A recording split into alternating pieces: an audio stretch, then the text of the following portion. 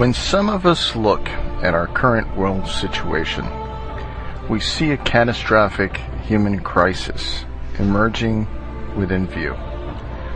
If you are not seeing what is emerging, you are simply not paying attention.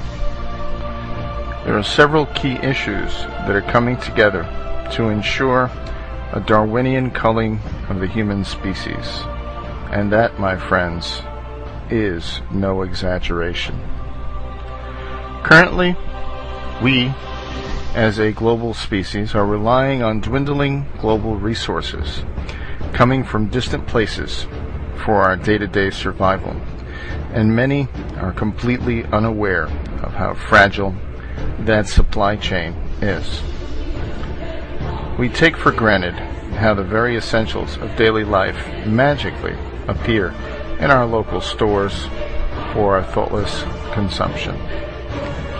How our food is grown or raised, how it makes its journey from the farm to the table, how clean water gets into our homes, and how cheap, reliable energy powers our everyday lives without a thought.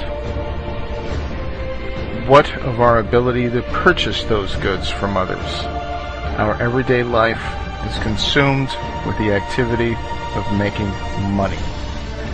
For it is, we are told, with money that we can acquire what we need for our survival and amusement. Our global system has made it so. Without money, without this paper that buys less and less with every ticking second, that we find ourselves in the civilized world unable to survive without it for long. It has become very clear to those that are paying attention that the path humanity is on is headed for a cliff.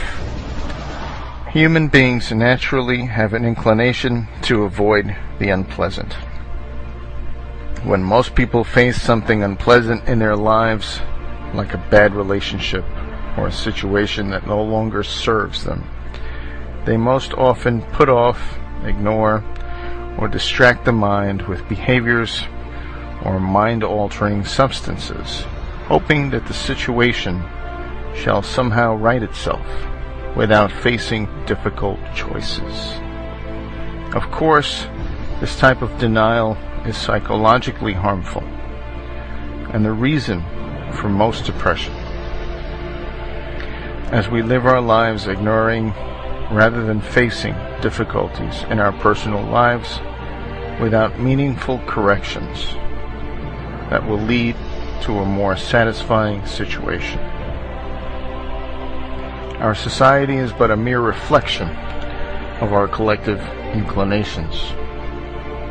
We as a species have a very serious situation in our world that we need to face, but the collective response is increasingly that of denial, myopia, apathy, and our choice to ignore the perils that awaits our near future in the hopes that they too may find magical solutions that do not exist.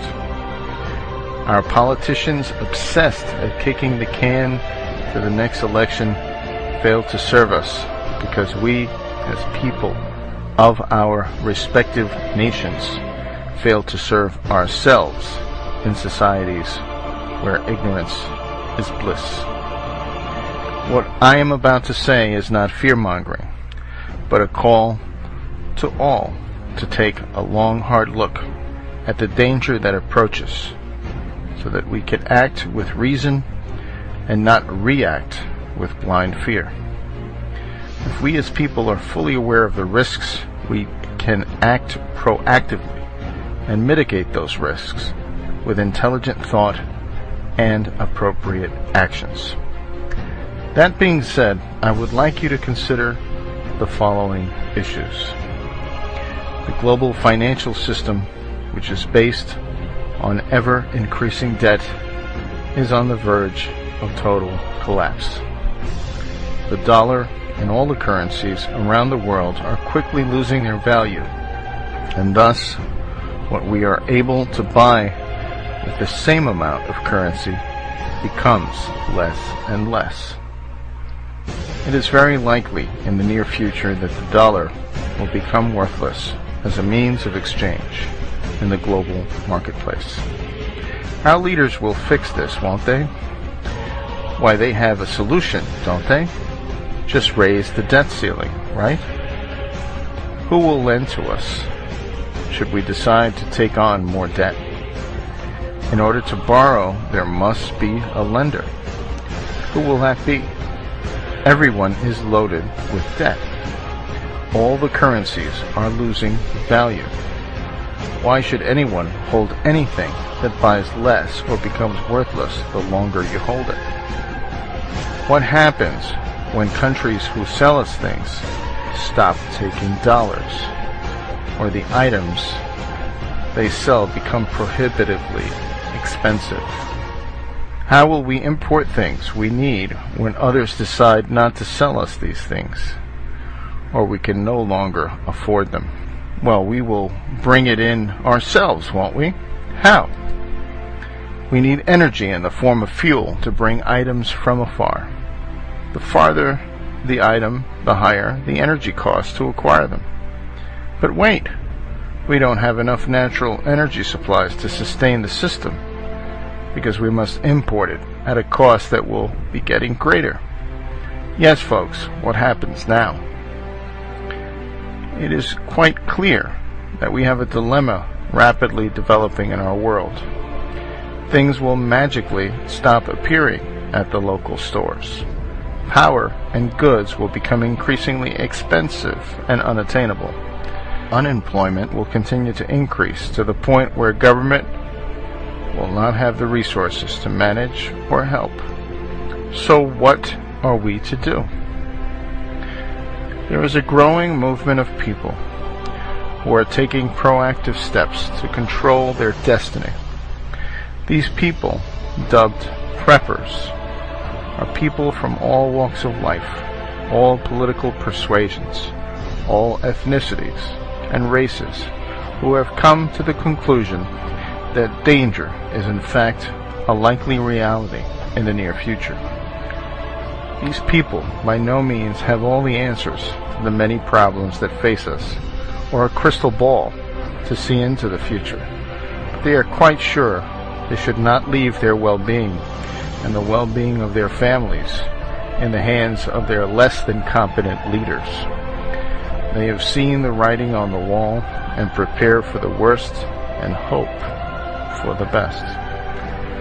These people are storing food and water for themselves and their families in case of some unforeseen event that may interrupt their supply of life's necessities. These people are stocking up in items that may help them in the world unlike the world we have today. The items they store are not items which need disposable parts, but items that have served their ancestors in a time before life's current conveniences. Some are even planning beyond food storage, as the length of such a crisis may be far longer than their supplies will last. Many who can are migrating to places where they were able to sustain themselves with livestock and planted harvests. These people are re-educating themselves with information and the art of self-sufficiency that has been lost to this generation. They are buying weapons to defend themselves from the lawlessness that would ensue in the absence of law enforcement. People who cannot leave their urban environments are growing rooftop gardens and keeping rabbits and chickens in an attempt to offer some renewable source of nutrition in addition to their food sources. Goats have become more common in the suburbs as a reliable alternative to dairy sources. People are becoming proactive because unconventional times require unconventional solutions. These people are becoming less and less fringe and more mainstream. The people are becoming more and more aware that our leaders have no such solution, and the world is quickly headed to a global disaster of epic portions. When the dust settles, those people, called preppers, shall inherit the earth.